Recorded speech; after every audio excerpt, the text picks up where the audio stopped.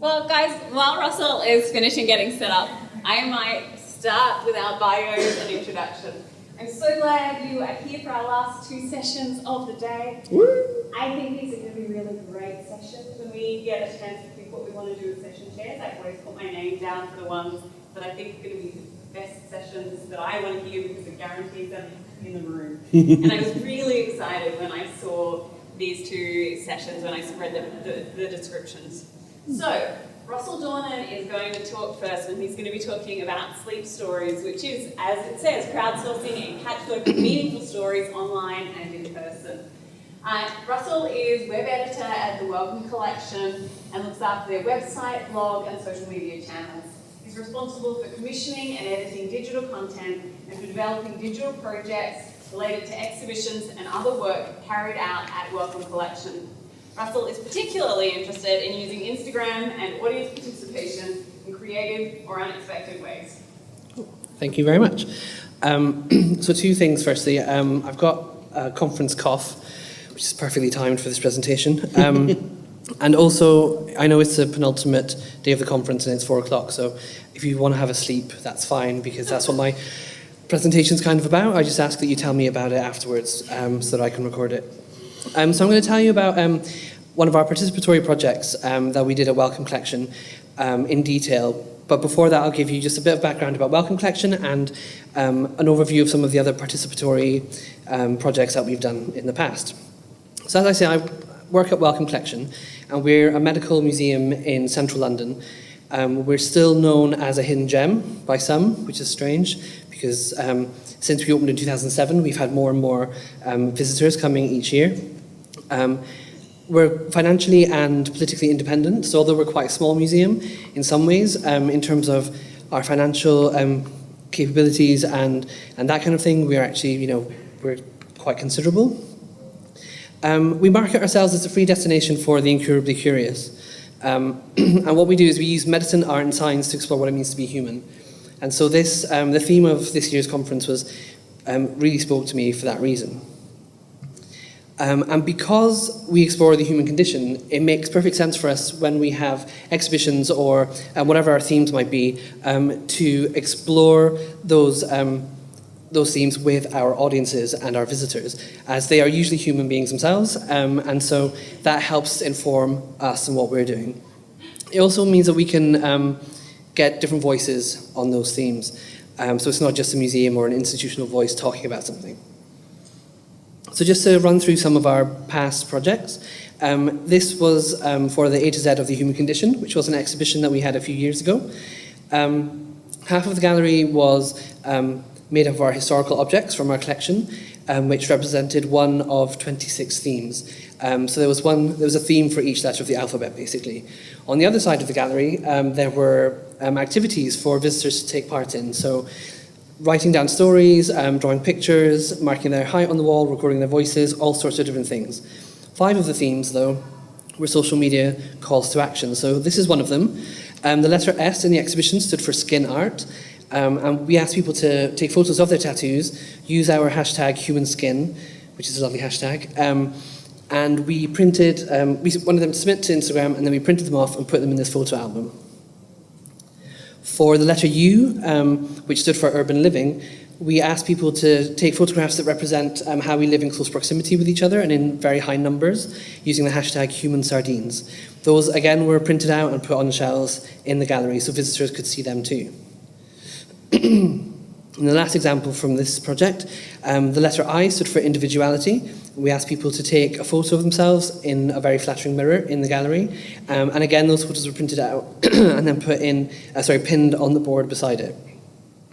We also, for those 5 different themes, once we had a nice gallery of people's images, we then commissioned writers to respond to the galleries, writing about population growth in one case, and then Ali Burness wrote about the museum selfie for this one. The next project I'm going to quickly outline is called Self-Evidence, and this tied into our forensics exhibition. So on the left-hand side there, you can see a sort of booth, and you place objects inside there and press the little black button at the bottom, and it would take a photo from above, as you can see in the other image. So the aim for this was to explore the meaning and the connections between people and their objects and their personal possessions. So we really took the tagline of the exhibition and ran with it, which was every contact leaves a trace. And so the way we thought about it was, if you dropped dead and your body was found, the objects on your person, what would that say about you? We didn't frame it that way for the public, because it's slightly morbid, but still we toyed with this idea of the meaning that we place in objects. And so the idea was you put anything about your person into a forensic evidence bag, and that then gets photographed. And we built up a gallery like you see on the left. And so this is a close-up of one of them. Some of them are really banal, which en masse are quite interesting, and some of them are really quite beautiful. This is a more sort of fast and dirty project that we have ongoing.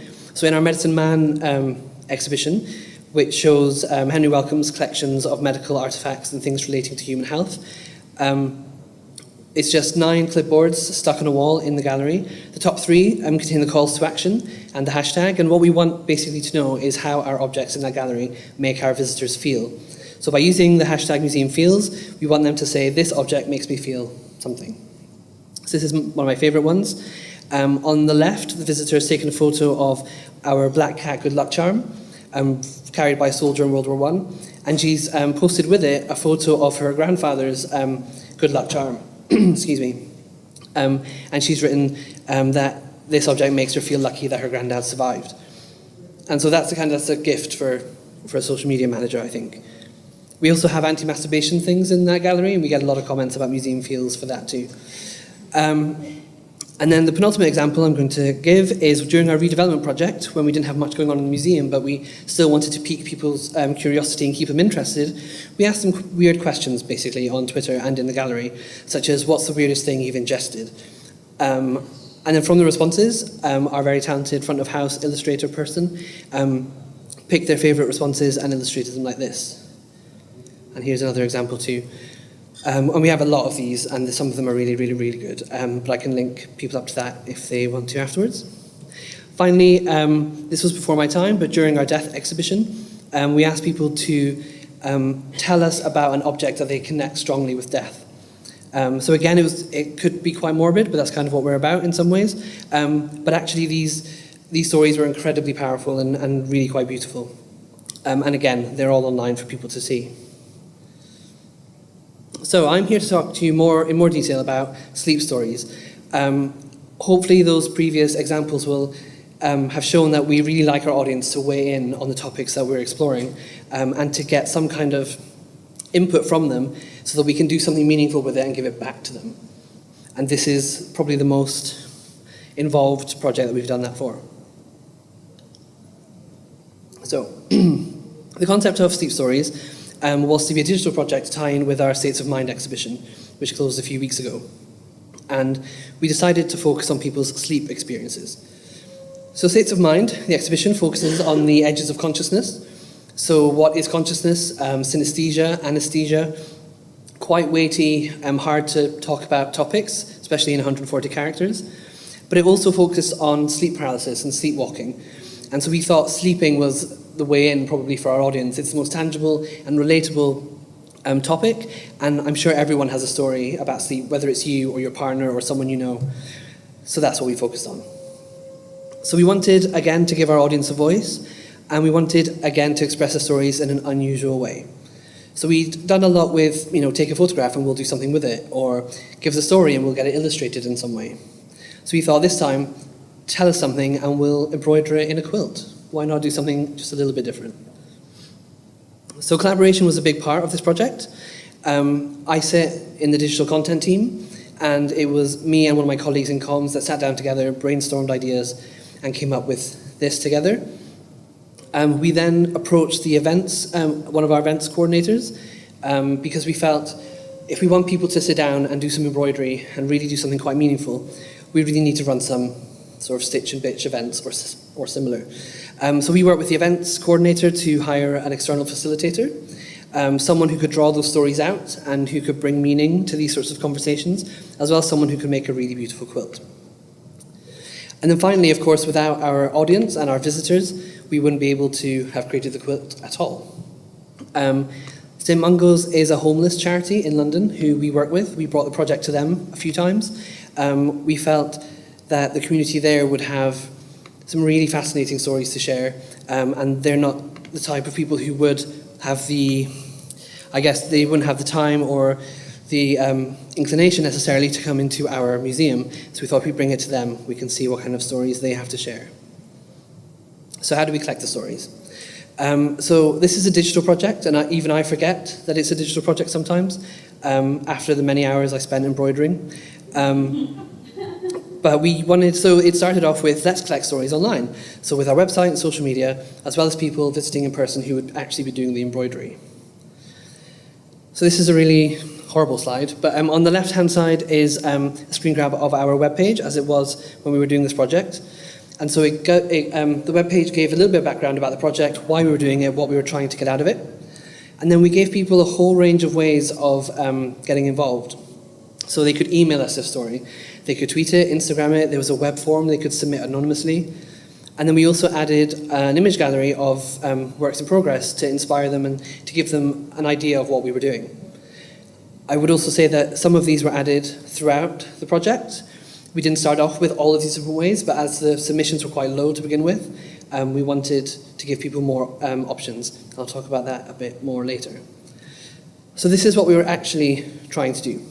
So on the left is a blank form, which we put on the website as a PDF, which killed me a little bit. But we really wanted a structured way of getting these stories, and we wanted to create a legacy as well. So the idea was that you'd write the story down in the lines at the bottom, and then you draw a representative image in the box at the top. And then the image would be transferred to fabric. That would then be embroidered, excuse me, and then that would be, the stories would all be pieced together, and then the fabric layered and quilted, creating the finished quilt. So community was a big part of this project as well. So our visitors to the reading room, they essentially created the quilt by submitting their stories and doing the physical embroidery and quilting as well. The St. Mungo's Homeless Charity were crucial too, to bring in some just slightly different stories and to come at it from a different angle. And to open a project like this up to people who aren't just walking through our museum on a Thursday afternoon. And of course the online audiences were important too. So here are just some pictures of the process. So there's some people in the reading room, which is one of the most beautiful rooms I've ever been in, and I'm happy to say it's at my museum. So there they are, sitting there, stitching, adding their stories. The bottom left picture shows some of the stories being pieced together. Then on the right, that shows the quilt nearly finished with someone quilting through the layers. And just a few more pictures, just to give that sense that most of this project was this. We were sitting around the reading room with fabric, talking, sharing, learning really interesting things about our visitors. It was a really wonderful experience. So, after we created this wonderful quilt, over many sort of months of events, we wanted to share it. We wanted to share it with people who contributed to it, as well as people generally. We had quite a lot of people take part, over 100 I'd say. There are 65 stories represented on the quilt, but some people would come in and submit their story, or would have done it online. Some people would have come in and embroidered someone else's story. Somebody would have started a story and then left, and someone would have finished it. So it was a very layered sort of process. So to distribute this as widely as we could, so that all those people could be reached, we decided we needed a digital quilt. So this was something we did mostly in-house. We had a couple of external developers that have worked on some of our projects in the past, helped for a couple of days. But we started with looking at what kind of products were out there that did the same sort of thing, and what was good about them, what wasn't as good, what wouldn't work for us. From that, our user experience guy drew up some wireframes.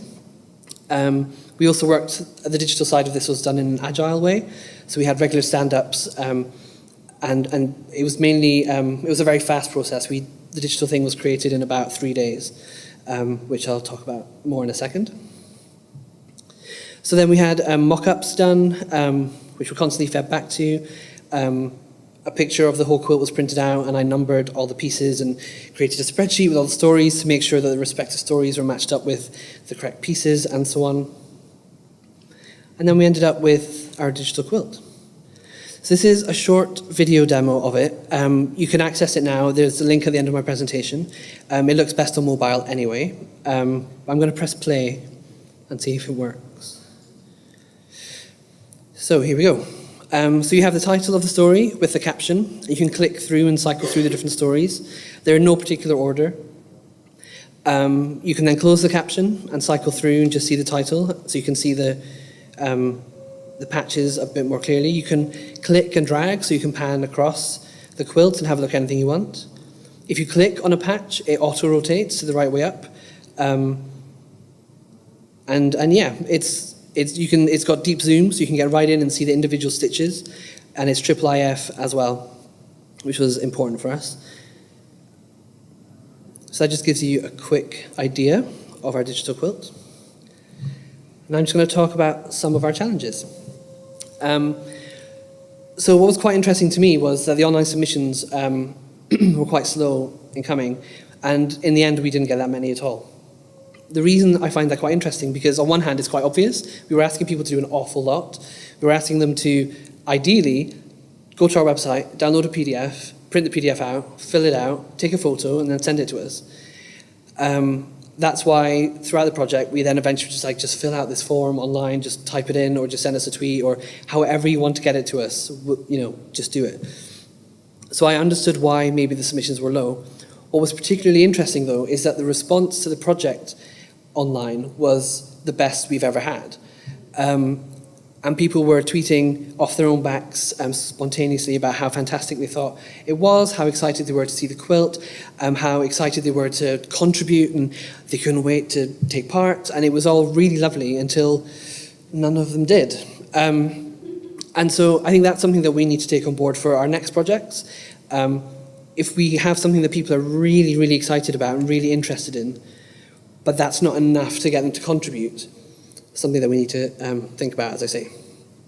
Then the second challenge was the vague event details. So the events that I mentioned before, where we were sat in the reading room embroidering, we never advertised those anywhere. So those were just for people who happened to be in the reading room at that time and saw us doing the embroidery. They'd come over and they'd inquire what we were doing. We'd invite them to sit down and take part. And so that's how we created the quilt. It was a bit of a challenge because whenever we talked about the quilt and people were like, oh, that sounds fun, we could never really tell them when the next event was. And even when people did come and they wanted to know when the next one was, we just had to say, just have to chance it. So it's quite a different way for us to do our programming. We decided to do it that way though because we wanted the experience to be meaningful for people if possible. So we didn't want a group size bigger than about 10. Because sitting around a table, doing something like embroidery and talking about quite personal stories just wouldn't have worked if we had sort of 20 or 30 people taking part. Also, if we'd advertised it, we feared that we'd have proper sort of embroidery or stitching fans coming in and taking part. And that's not to say that they shouldn't have taken part, but we really wanted anyone to be able to contribute a story. We didn't want it to be oversubscribed by people who are just, do things like stitching in their personal time anyway. So because we wanted to keep it as open as possible, we didn't advertise it at all, which sounds maybe a bit counterintuitive, but it meant that we had a really nice range of stories and a really good cross-section of people taking part. Finally, we have this in-house versus outsourcing situation with a digital quilt.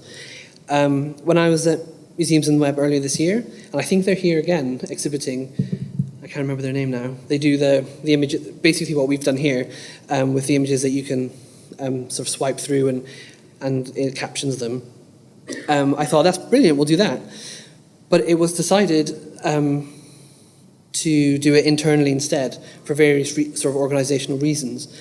That meant, though, that we were then slotted into the workload that the development team had to do. And we were up against another project which had a curatorial and exhibition element, and of course that wins, he says, not bitter at all.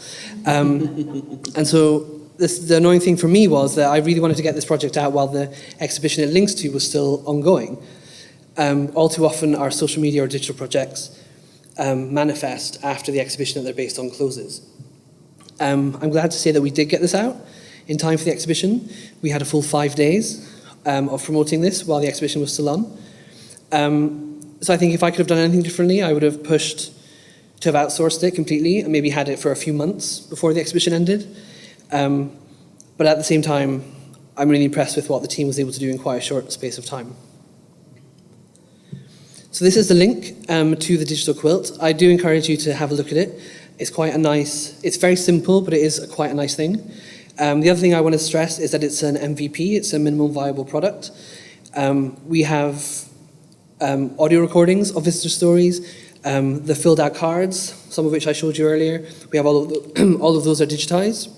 And so eventually we want all of that content on this viewer, so people can see the process and the evolution of the stories and hear the stories in people's own words and voices as well. But for now, we have this MVP out.